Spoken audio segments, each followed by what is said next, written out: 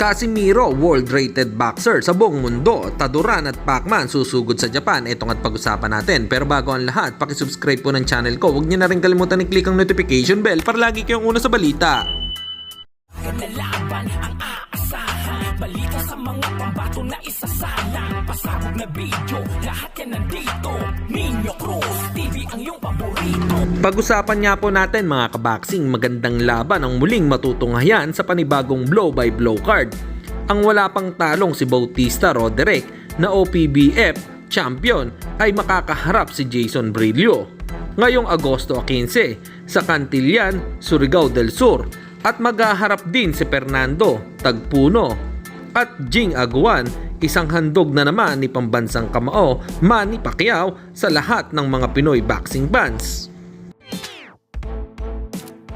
Samantalang matindi ito mga kaboxing dahil dalawa ang aabangan nating laban ngayong darating na July 28 sa Japan. Ang laban ni Pedro Taduran versus Jinjiro Shigeoka para sa IBF Minimum Weight World Champion at ang exhibition match ni pambansang kamao Senator Manny Pacquiao versus Rokia Anpo.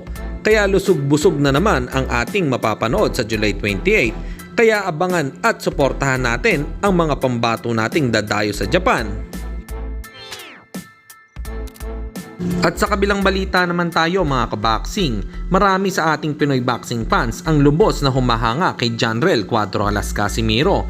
Ngunit iilan lang ang nakakaalam patungkol sa rank nito sa apat na major sanctioning bodies ng boxing. Sa Super Bantamweight Division, matagal-tagal na nga itong hindi lumalaban pero nananatili pa din itong world-rated na boxer kung saan ay rank number 10 ito sa WBC, rank number 9 sa IBF, at rank number 3 naman sa WBO. Ay naman sa BoxRec, si Casimiro ay rank number 3 sa buong mundo kung saan ay nangunguna dito si Japanese monster Naoya Inoue.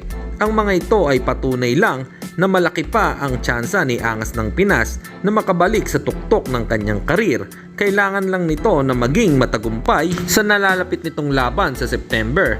Kaya abangan nga po natin ito at suportahan. At maisingit ko lang po mga kaboxing, please subscribe po kayo sa YouTube channel ni Sir Daily Fight PH kung gusto nyo pong makita ng kwentong boxing. Hanggang dito na lang muna ang ating balita. Dito na lang ang aking boxing news report. Babu!